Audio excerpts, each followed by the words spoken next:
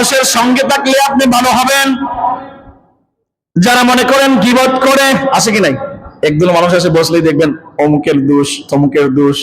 এবং আপনি যদি তার দলে যোগ দেন, তার দলে যোগ দেন, আপনিও কি করে শিখে ফেলবেন। আপনার উচিত কি? আপনি কোন কথা বলবেন? মসজিদে আসবেন কম বলবেন, মসজিদে আইসে হই হুল্লোড় করা যাবে না। এই মসজিদ সবার, এটা আল্লাহর ঘর মসজিদ। এখানে কোনো দুনিয়াবি আলাপ চলবে না, হই হুল্লোড় চলবে না, বেটাগিরি চলবে না। কথা বলুন ঠিক কিনা? আপনি একজন কোটি টাকার মালিক, তার পাশে যদি রিক্সাওয়ালা এসে দাঁড়ায়, তাকে সরানোর মতো ক্ষমতা কারো আছে? দায়িত্ব আছে? কারো নাই।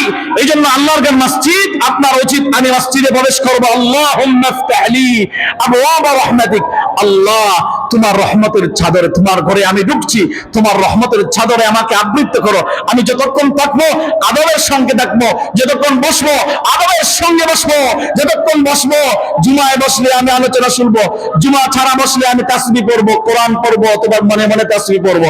এই মসজিদ থেকে অন্ততপক্ষে আমার থেকে যেন ফিতনা কোনো জিনিস না হয়। কথা বলুন ঠিক কিনা?